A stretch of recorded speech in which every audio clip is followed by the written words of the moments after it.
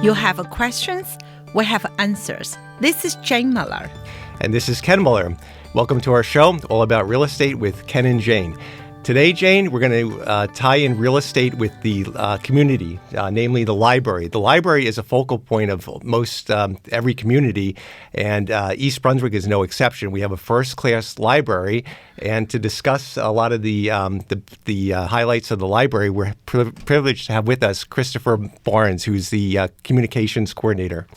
Chris, welcome to our show. Thank you guys for having me. Awesome. Great. So I looked at the website, and the library offers such a diversity of programs. You want to talk about some of the programs offered to the residents, and I guess anybody who's a county resident, correct? We're a public library. We serve the public. Everyone's welcome. I mean, depending on where you're from. So we're part of the Libraries of Middlesex Consortium. So that means that there's about 20 some odd libraries throughout the region that you can use your library card at East Brunswick to check out books. You can return it to your home library. They come back to you.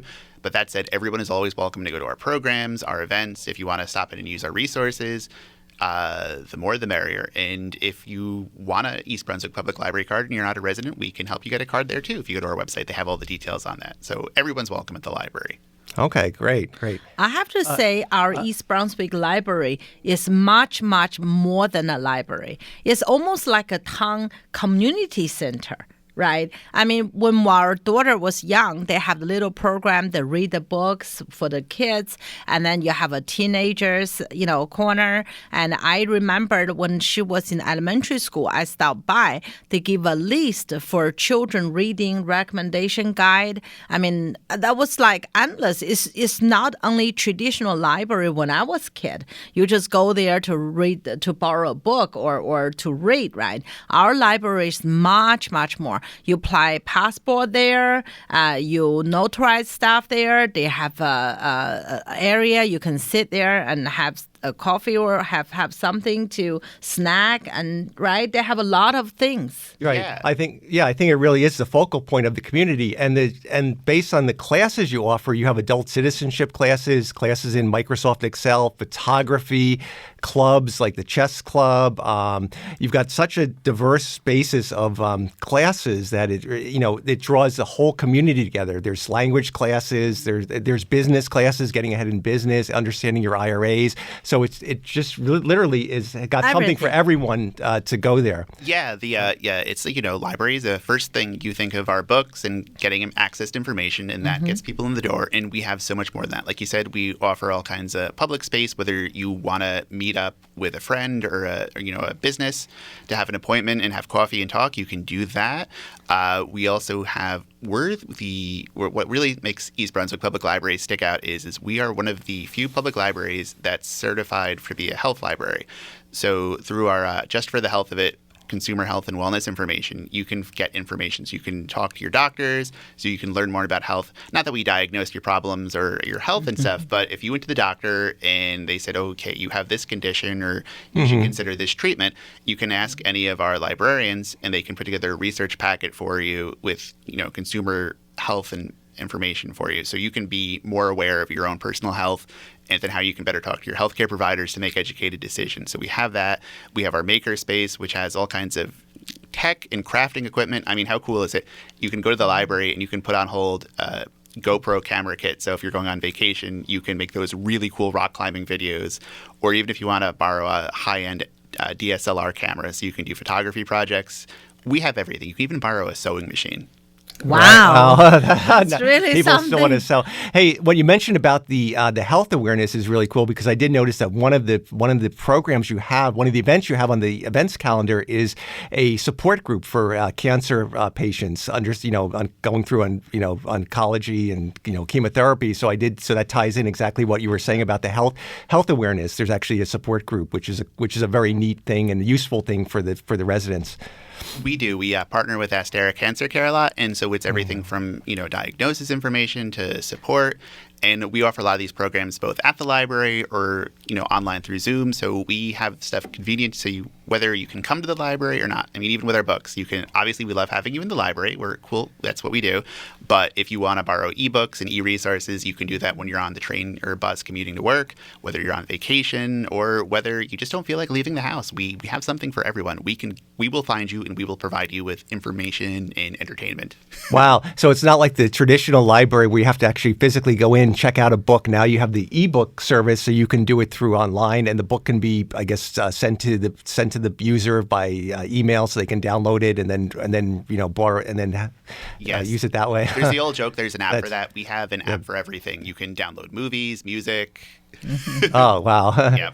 Yes, we are with you everywhere you go. I think this library is for every age. You have from the toddler all the way to senior. So many programs, not only the books, the research, right? It's a lot of program and support there. Yeah, there is. I mean, the public library's goal is to be welcoming to everyone in the community. And so it doesn't matter if you're a 6-month-old and it's a baby infant socialization program, which is great because it gets, babies and their caretakers to meet people, or even for our senior programs that we have senior crafting events. We have a lot of stuff for seniors that's early in the afternoon. We're right next to the senior center, which makes it very convenient for you, so you can do programs at both. We have something for everything. We have teen volunteer activities, which is great for kids, getting ready for college. We have an adult crafting clubs. We also use Meetup, which is an online service for activities. We present all kinds of different programs and crafting opportunities for young adults and 20 to 30 somethings to socialize. Again, we're the heart of the community. We have something for everyone. I mean, you never know. One day it'll be a Stranger Things trivia program, and the next day it'll be a how do you plan your IRA program in the same room. So. Right. And the meetup is really cool because I guess as the website says, that's for the 20s, 30s, 40-something group. So I guess it's geared towards the younger people, but they have all different events where they have whether it be reading a book or doing I guess you have a virtual game night coming up November 30th, and then you have a book discussion coming up in December for a book, The Dutch House by Anne Patchett, that's posted on there. So the group has some means of coming together and talking about something that they have in common, whether it be the book they read or participating in that virtual game night. So it's a socialization event, but it also has some meaningful discussion. Oh, it definitely can. Yeah. I mean, we're not just connecting you to books and information. We're connecting the community. So you make friends, you meet people. That's what we're in the business. And everybody thinks it's a library. That's where you go for your books and you come home. But we're so much more than that. And we're always trying to reinvent what that means.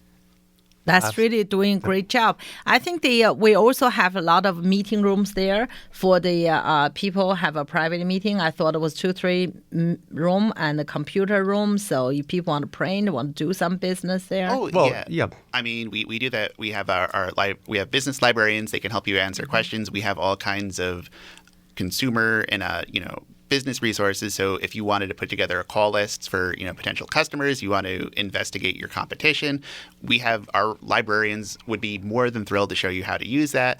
But we also, like Jane was saying, we have meeting room space that we use for our programs, but you can also rent it. So if you needed to have a conference for your business or even your nonprofit group, we can provide you with space. I mean, the sky's the limit at the library. We would give you the shirt off our back if we could. I have to say, I'm really the beneficiary of that big meeting rooms. Library have 3 rooms, right? Yep. And then you can make it as big as 1, or you can subdivide it to 2 or 3, depends on the size. And anyone can just go there, library, to schedule to book it. There's a fee, but very reasonable, much cheaper than other providers. And you just have to provide the insurance. That's one thing I want to alert the audience there. You have to have insurance, the business insurance. So if you have a private group just want to rent a room without insurance, that's going to be an issue. Yeah. I know the township uses the rooms. In fact, they have their redevelopment meetings they use one of the meeting rooms. That's coming up on the calendar, at least. I studied the calendar very carefully, so I know. We do that. We partner with all the other town departments for, sure. We have everything from, in the police department wants, community safety information, we do that. I mean, that's Chamber. Oh, we should mention, Chamber. of course, the chamber. Yeah, the library is a big host of a lot of the supporters. big supporter and also host of the chamber meetings on a regular basis. I mean, at least a few times a year, the chamber meetings are held at the library. Breakfast and with thank you to Chris and your staff for providing the accommodations. But I mean, that's what it is. We can provide you with anything. Again, you could need a Dr. Seuss or a Berenstain Bears book for a little kid. A Chamber of Commerce could need meeting room space for a training, or a sewing machine. We have it. Right. One thing I'm just curious, how we have so many programs in your library. I just really eye-opening because I'm used to the traditional library, right? How did you guys put so much program? We put a big emphasis on our programming, and what we do internally is we encourage people, if you have an idea for a program, to work together to put it out there, because we also ask what through surveys with our community what you guys want, because we can't exist in a vacuum, and we're there to serve you guys. So if you have a great idea for a program, we would love to see how we could make that happen, and we just try whatever. I mean, we're lucky. We're a public library. We're well loved. We're well supported, and we want to try different things. We have a community that's supportive of that. As much as I would like to say every program is the greatest and we're filled to capacity, sometimes it might not be as exciting, but that's cool too. I mean, we want to try. Right. You have to test the waters and see what's popular, what's not, but at least you put it out there and see how the response is from the public and what's good and what sticks and what's popular, and then you adapt accordingly. I think in recent years, you guys add for room for the children, for the teenager, for the student to add the video or something, video room, right? That was very cool. Yeah, we have it. We have a maker space. We call it EB Create, and there's all kinds of tech equipment that's just sitting there waiting for you to use. I mean, you could go in there. There's video editing stations, so whether you're a kid and you're doing a school presentation and you want to edit something together, if you're a small business and you're trying to put together a YouTube commercial, that's there for you. We also have a recording booth, not as fancy as here at the radio station, but if you wanted to record a podcast, you can go in there and take care of it. It's all kinds of good stuff.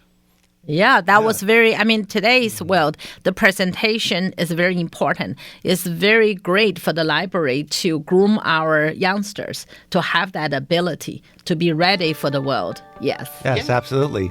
All right, why don't we take a short break and we'll be right back after these messages. Okay, welcome back to our show. Today we're joined with Christopher Barnes, the communication coordinator of the East Brunswick Public Library. Chris, thanks again for appearing on our show. Oh, thank you. All right. So we were talking about all the resources of the East Brunswick Public Library has. Let's talk about the variety of books you offer, whether they be the paperback or the electronic based books. I mean, how big is your library per se? That's kind of a loaded question. Okay. So you'll have to bear with me on this one. So in our building, we have, I think it's over, I don't even know, to be honest with you, but I know it's in the 100,000s of that. So remember how before we were talking about how we're part of the library consortium? Mm-hmm. So that means with your East Brunswick Public Library card, you have access to every book in 20 some other libraries throughout the state.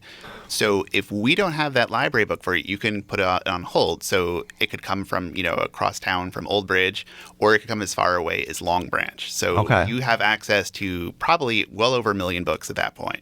Now, to take it one step forward with our ebooks, that's hundreds of thousands of additional books and movies and music. So it's endless. So basically what I'm trying to say is that if we don't have it physically on the shelf for you at the time, either you can put it on hold and the next time it comes back to East Brunswick, it will come straight to you, or we can find it somewhere in our extended library network, or you can get the digital version of it. So we will get you that book.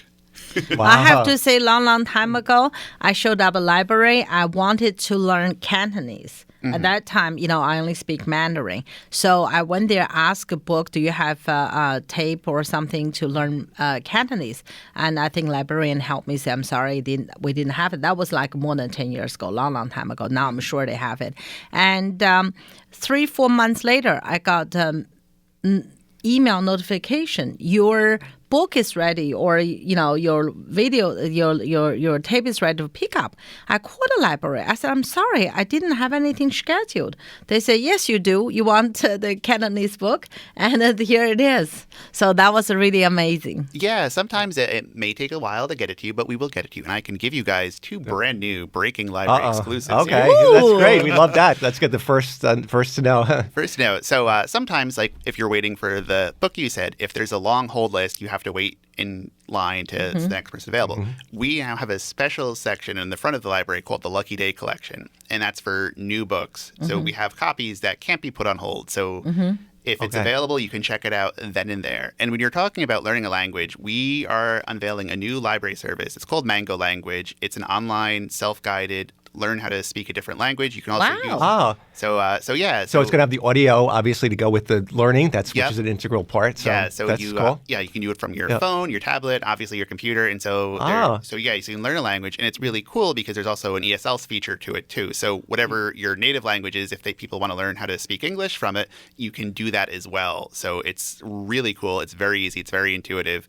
I been trying to pick it up so I can learn Italian, so I can help my mom with some of her genealogy projects. And this is so easy. Like, why haven't I been doing this before? But that's new, and you can use that for free with your library card. So it's a free. So in other words, it's a free service as long as you're a member of the library. That there's no additional charge for the course. It's just a free service that you can. It's a free service. If you go to our website, you go to the Mango Language, you sign up with your library card, and you're good to go. And it tracks your progress, so you can be as intense in your studying, or like me, kind of a slacker. So when you get to it, it's really easy. It's great. And we're excited. And that's one of the cool things about the library. We have so many different things that happen. So whether Jane said, whether you wanted to check out a book or a video, or, if that's what's comfortable for you, or you wanted to do it online at your own time, we have it there for you.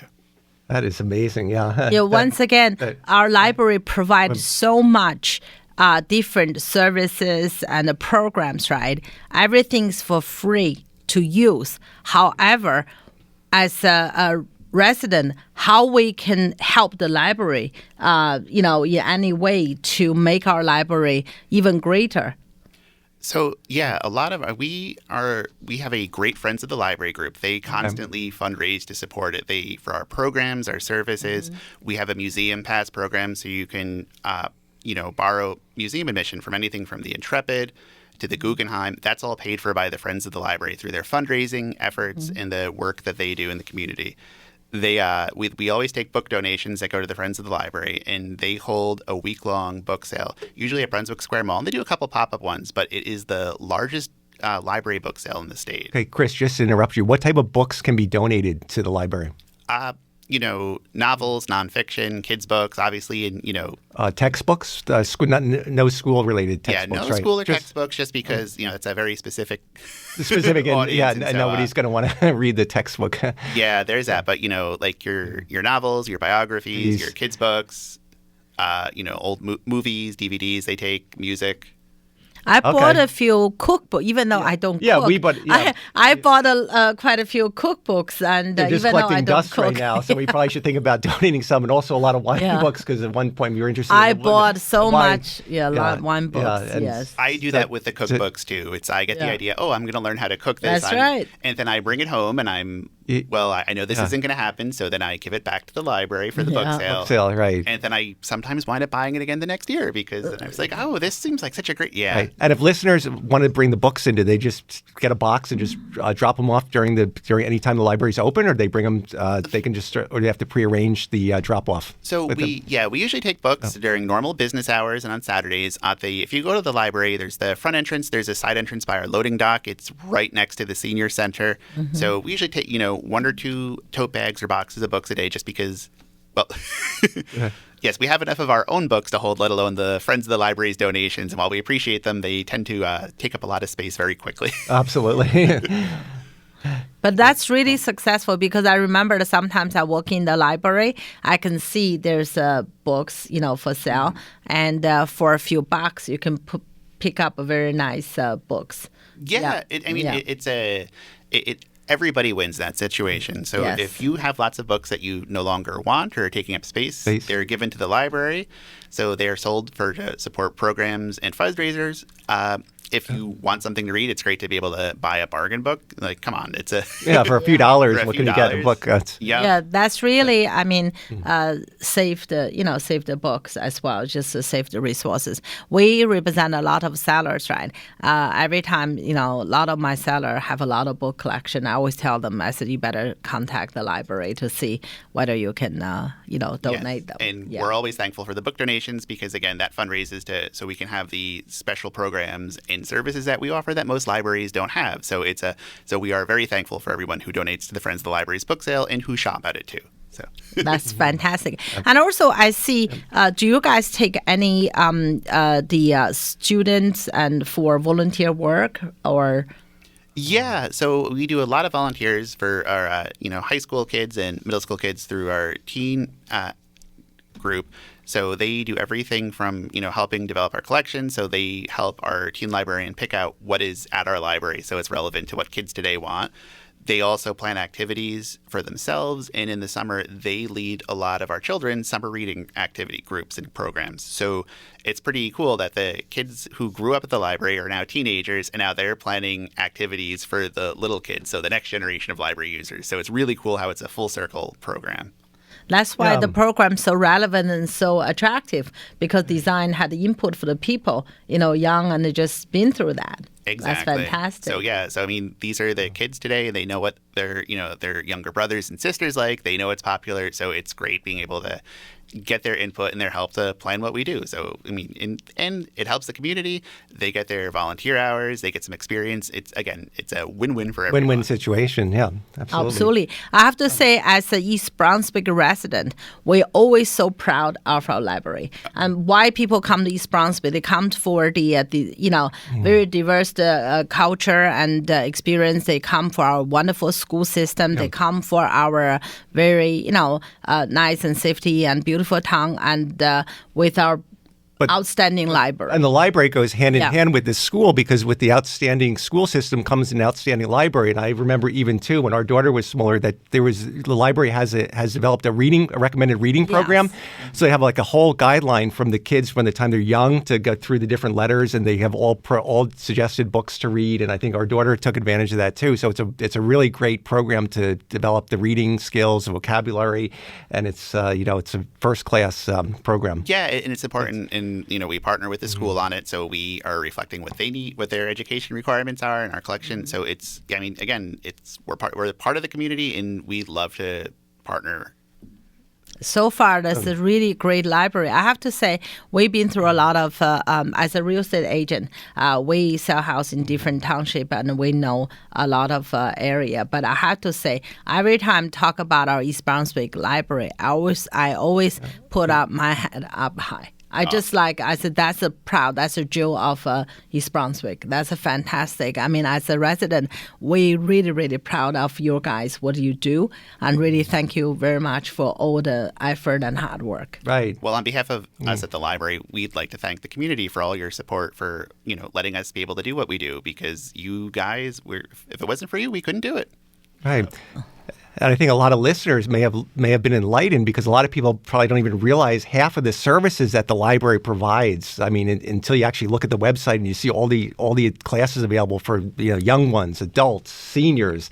It's just amazing the diversity. Again, I know we talked about it, but it's just there's something for everyone there. Whether it be somebody single looking to get into a meet group, or a book club, learn talk about retirement, talk about, like you said, the going through cancer or some health issue. There's different groups, so it really is a focal point of the community, and such an important part of why you buy into our show is mainly about real estate, but this show we're tying it in the library, because the library is such a focal point of the residents, and the reason why people move to particular towns. The library and the school go hand in hand, as we said, so they're one and the same.